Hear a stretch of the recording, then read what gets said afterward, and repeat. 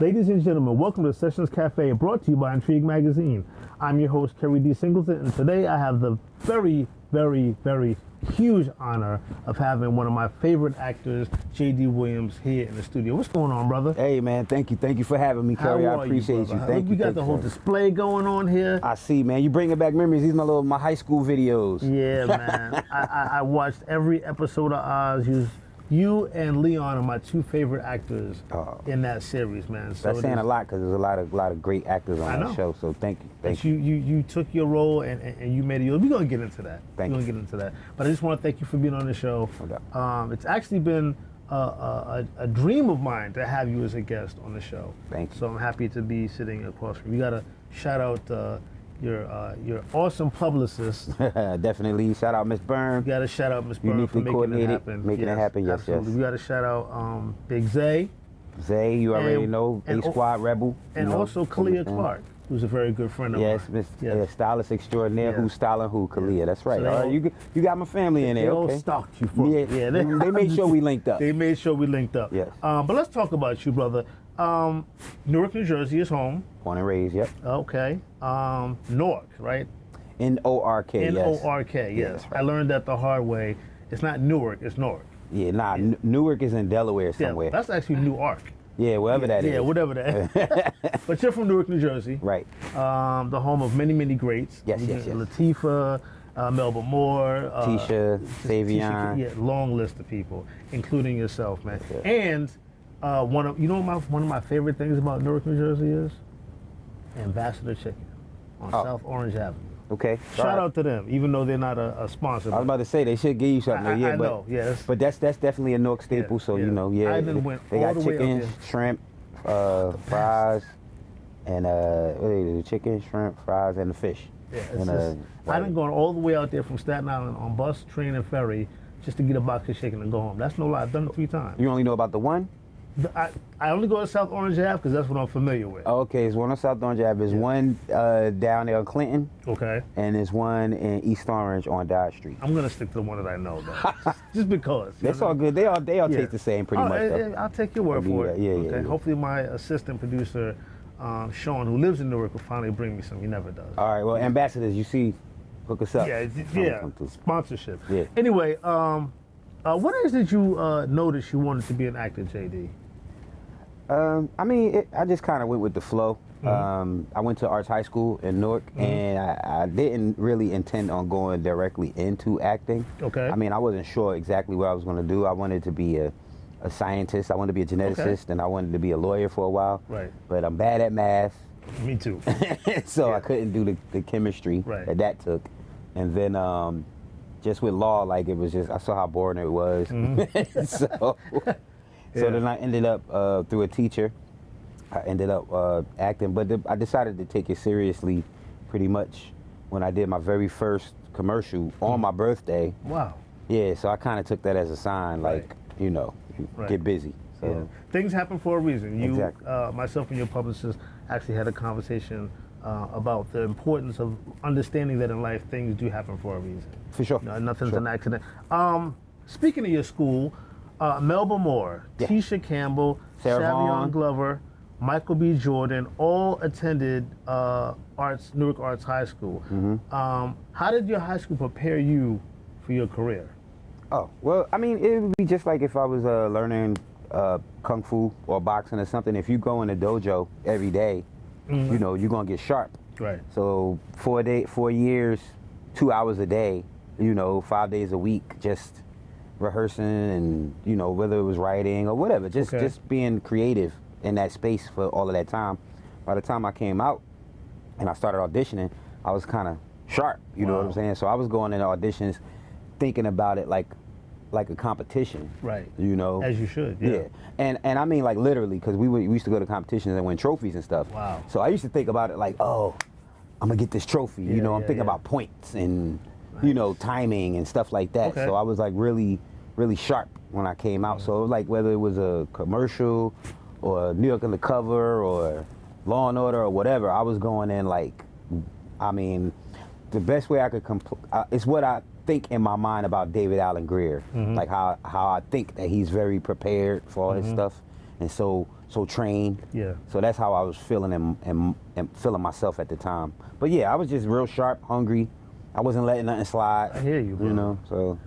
Talk about being, let's talk about, well, you're going to talk to me about being featured in Mariah Carey's music video for Through the Rain, because I looked at the video, I watched the video, and you have, it's almost as if you're the star of the video. Mariah's just singing the song track behind it. Like you actually have a cameo, more than a cameo, you're the featured subject in the video. What was it like working with her? Oh, that was, it was surreal. It's just like it sounds, just like it feels, you know. I've had an opportunity to meet, you know, a good amount of people, right, you know, some of the most famous people in the world. But, you know, it's certain people that just have their own category. So even when I got there, like the first day I went to do the video, they just called us in just to take a picture. And then I went home. And as soon as I walked back in my door, I'm getting a phone call from my agency like, Mariah just got to the set and she wants to know if you want to come back and meet her. Wow. And you know, in my brain, like, you like, what kind of stupid question is that? Right. And it's just like the question when they call and ask, yeah, Mariah Carey wants to know if you want to do a video. I'm like, why are y'all calling me and asking me this? Why don't y'all just tell me where it is? The core ready, tell me where it is and I'll be there, okay? But yeah, so they called and they was like, yeah, she wants to know if you want to come back and meet her. And I'm like, it was in Brooklyn somewhere, but they was like, she'll send a limo right back for you. I was like, yeah, if she gonna send a car, of course. Right. So anyway, I go get in the car, go meet her and everything, and it was like, it seemed like she was just as, you know, excited to meet me as I was to meet her. And she just said, you know, she personally picked me for the video. And yeah, and like she's just, you know, very, you know, was thankful that I was there, and I was thankful then. It was like, it was a real nice conversation. But you know, sometimes when you meet people like that, well, me anyway, like I didn't freeze, but it's like after a while you like, all right, well, what do I ask next? And you start kind of getting ahead of yourself, and you're like, all right, I only got 2 more questions left. All right, I'm on to the last one. Okay, now I don't got nothing else to say, so now I'm just feeling like I'm just staring at you, you know? So, gotta go. So then you're feeling like you left. I ain't had nothing else to say. What was I gonna do? Like, nothing, you left. I ain't asked on a date. Right. That's not how that works. Right. But people just don't understand the industry. Yeah, but that's dope, man. The Ghetto Gospel video, now that, that's one of my favorites. You asked me, well, that's definitely one of my favorite jobs also. Directed by Zinga Stewart, director extraordinaire.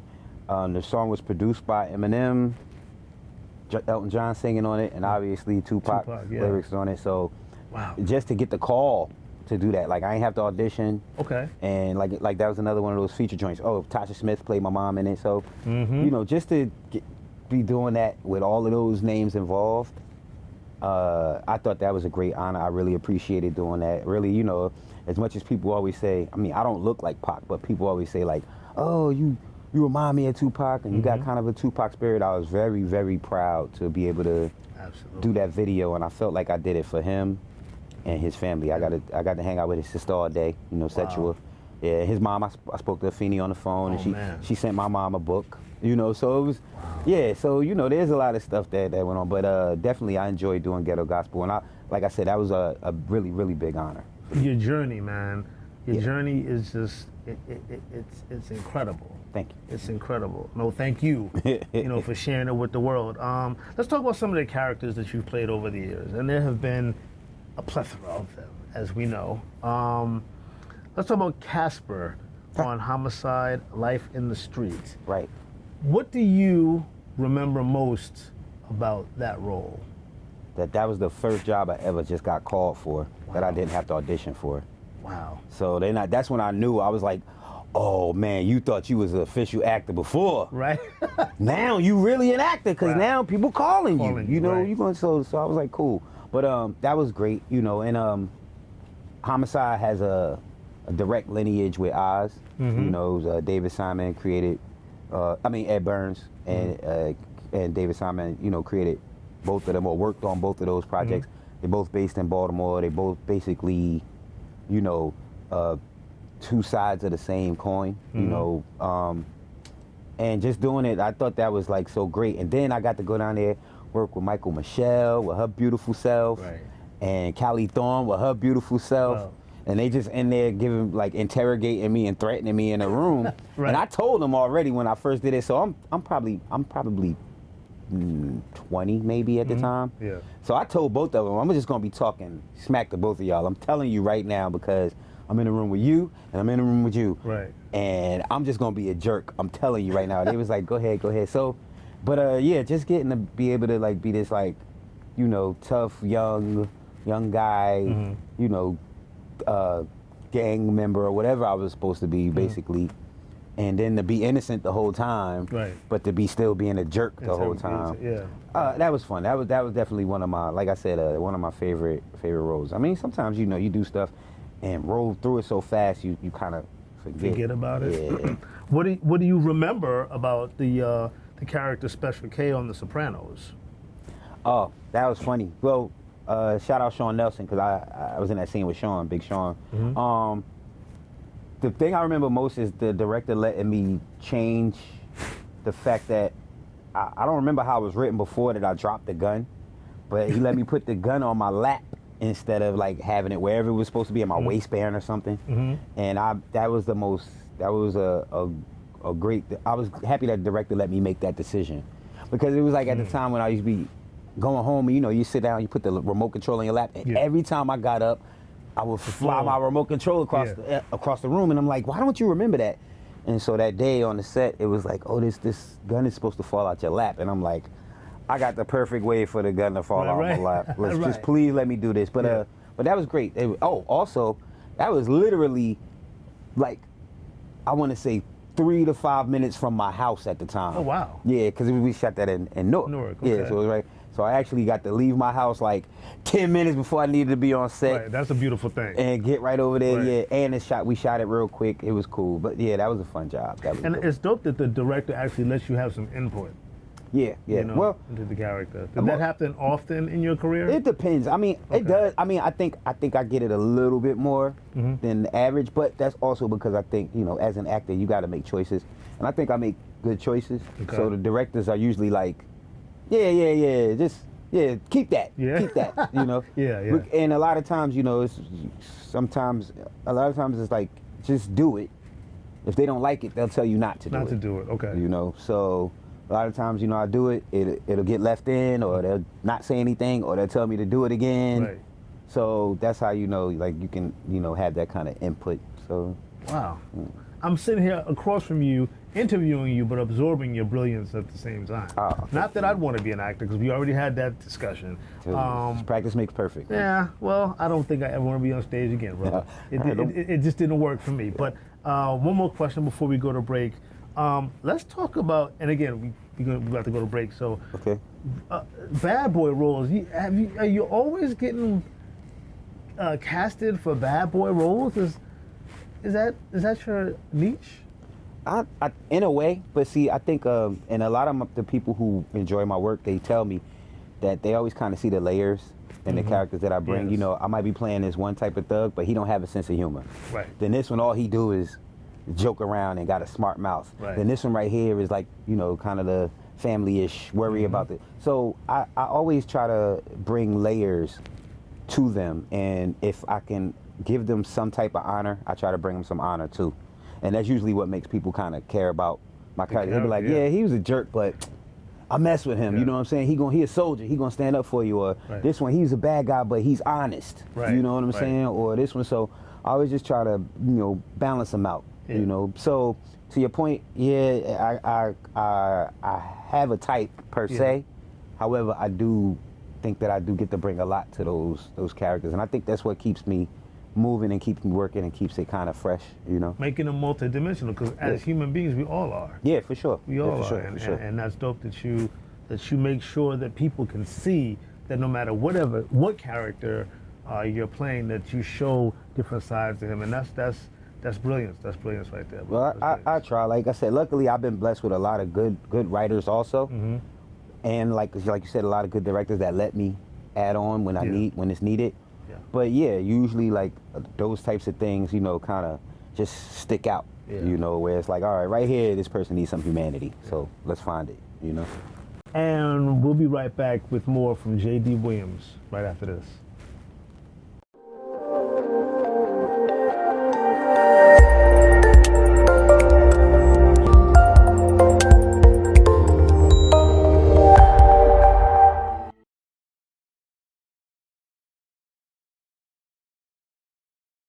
And we're back on Sessions Cafe with J.D. Williams. Now, this is the moment I've been waiting for years, where I get to interview you specifically about what is probably my favorite character that you've ever played.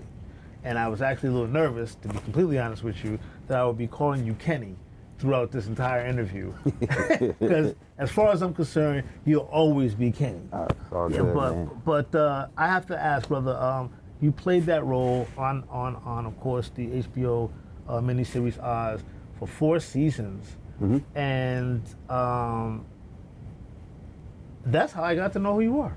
I was like, that brother is a dope actor. I would have thoroughly believed that you had to have been at least 85% of that person in real life because you played it so well. Thank you. And how old were you when you got the role of Kenny Wangler in Oz?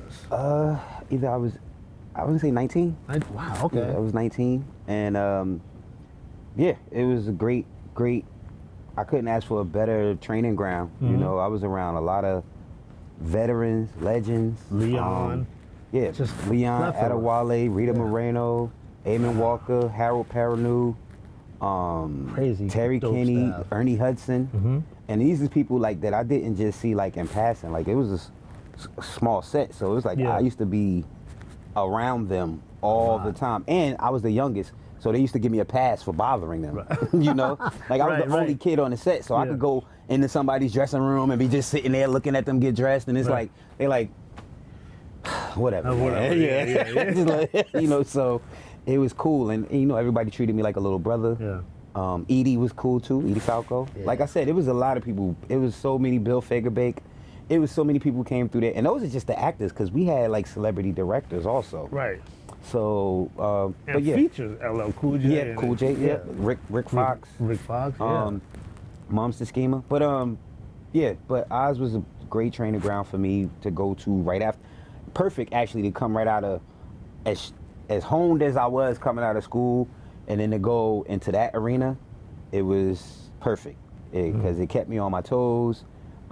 It had a lot of theater aspect to it, so there was a lot. That was also a place where I learned to not necessarily improv, more so ad-lib. Okay. But also where I learned to, you know, kind of take control of my character, like the whole do-rag thing. Right. Like any way you see anybody wearing a do-rag now, Kenny Bricks Wangler wore that do-rag exactly that way before you even thought about it. You know what I'm saying? And that comes from me sitting around with the character being like, I'm not going to have a perfect do-rag on every time I come on. Sometimes he's just going to be playing with it, or or no, it won't be on. So that's how I started figuring out all these different little aspects to him and everything. But but yeah, Oz was just perfect training ground, and it was so much area in there for me to just learn and experiment and study, and it just really prepared me for any set that I could ever go on. Moving forward, yeah. I mean, whether it's my acting or even just being around others.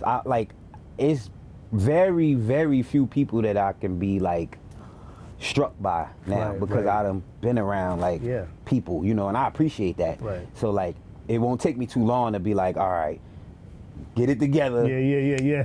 Get back on it, because this is where you're supposed to be, because you've been here forever. But but that was the best thing I think about Oz. Oz was great, man. What was the audition process like for that particular role?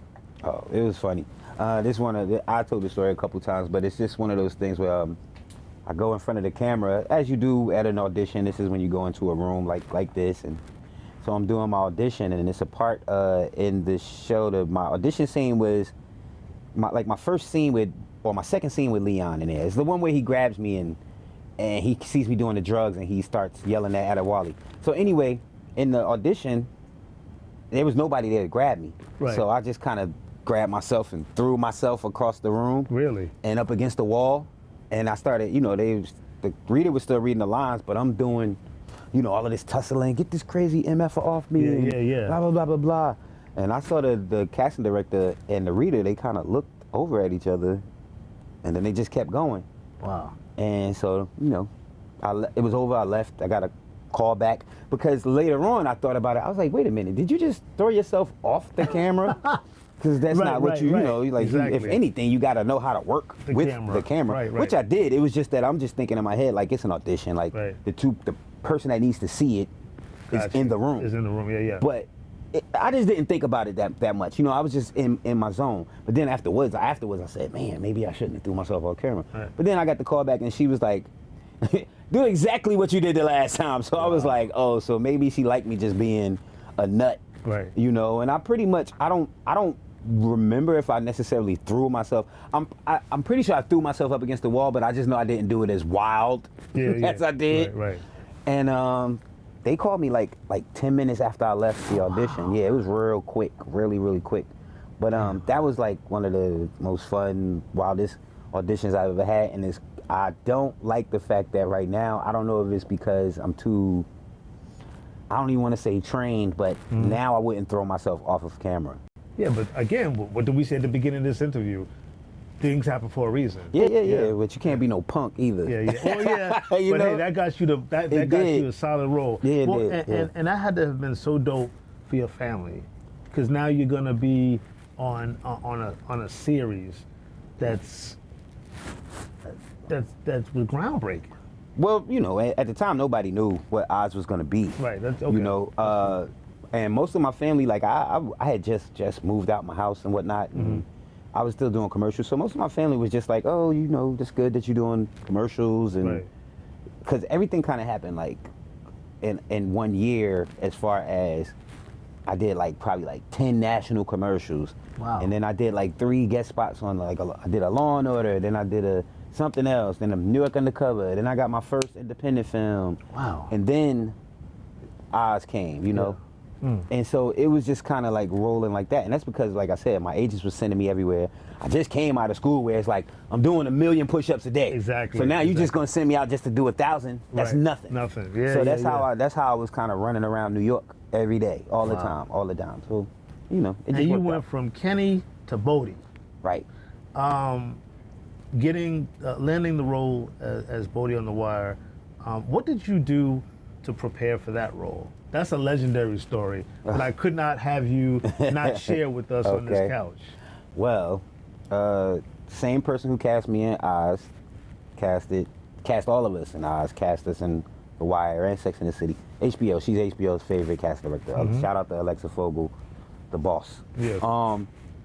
But I had got the role, and I got to Baltimore the day before I went in. I said to myself, you know, you from Newark.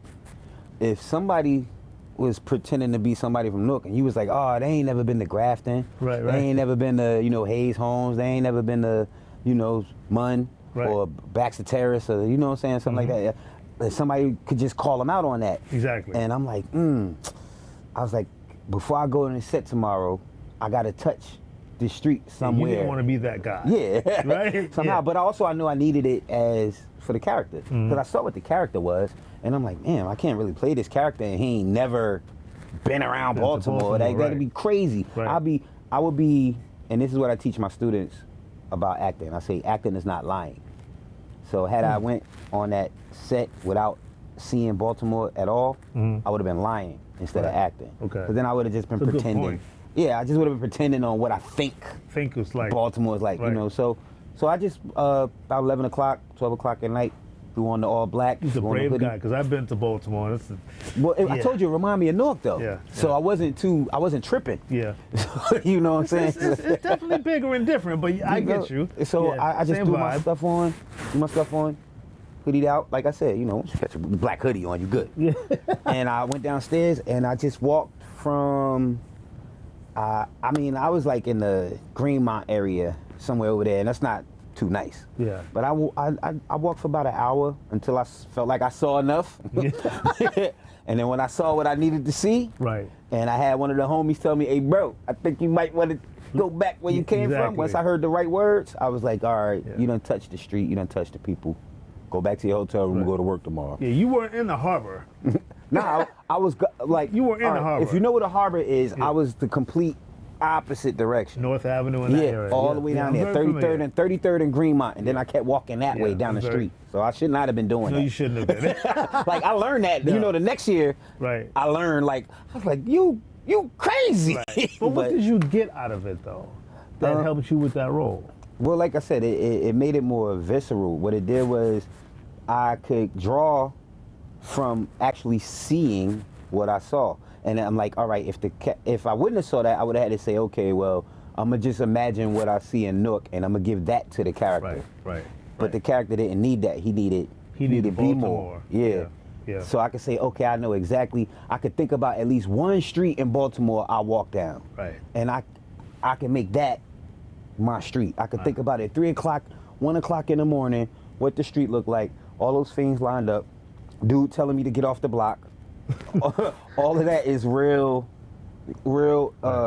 information for my character. And it just helped me, like I said, and then I just built from there, because after that, you couldn't keep me out the Be More streets, which is, I got crazier stories in Be More than at home. I bet. So, I bet, yeah. You know. That's a true artist, though, wanting to really absorb the environment for the role that you're going to play. Yeah. And it suited you well, because you did very well in that series. Except for the accent. I couldn't. Yeah. I didn't want. I was like, because I knew I would have got stuck with it. Number one. Yeah. And you can't live down a Baltimore. Baltimore, yeah. You can't live down a Baltimore accent, but it's just the two. Like now I can do it easily. But few, absolute. Through, absolutely. Yeah, I know that. I used to do it, but I was like, nah, we can't. And all of us used to sit around and talk to each other about, like, you gonna try it? We'd be like, nah, I ain't doing it. And Mike K was the only one that even came close, but he used more of a South Carolina accent than a Be More accent most of the time. Yeah. But like I said, we all knew if we would have got into it, we all would have got stuck with it. It's a very distinct accent. It is. Snoop. Now, Snoop, very distinct accent. If we would have did it, we all would have sounded like Snoop. Right. And y'all wouldn't have understood nothing we was talking about. Nothing. Oh, man. Yeah, I know that. I know the city very well. Before we go, man, I wanted to bridge the gap, because you've done films. You've done Pootie Tang, which is hilarious. Yeah. Movies versus television. Mm-hmm. What are the differences, the pros and the cons, and what do you prefer one over the other? TV lasts longer. Like the job usually lasts longer, but you can get it over with quicker. Okay. If that makes sense. Like, if let's say I got like 12 episodes or 20 episodes of a TV show, but it's only going to take me 2 weeks to do each episode. Correct. So I'm going to be doing something different every 2 weeks. Right. With a movie, you kind of just stuck right there. Yeah. And then when it's over, you got to go get back on it and look for something else, unless you got something else lined up automatically. Television acting, obviously movie acting you can redo also. But it's less likely. I think would there be more of a time constraint? Yeah, in movies you can take longer to talk. Right. In television, it's definitely you got to get to that commercial. Right. You know, so you keep your jokey jokes. Yeah. Keep them in 10 seconds or less. Right. But in a movie, you can stare at somebody with silence for like 20 whole seconds, and they'll be like, "Yeah, we gotta pad this movie out," Exactly. Wow. So movies, I mean, depending on your character, you get paid more. Right. But also, like I said, a episodic television series that can definitely add up to more than a movie if you're a character. So, but I personally, I prefer television shows. Okay.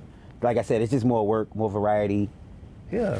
More fun, And your character, I guess you get to grow with him more. Yeah, definitely. On television. Yeah. With a movie, it's one shot deal and it's over. You out of there. Yeah. Okay. It was great talking to you to the point where I think I'm gonna have to ask you to come back next week. For sure. If you could do that for me. Yeah. So thank you guys for checking in with J.D. Williams and myself. And we'll be back with more from him next week on Session Cafe.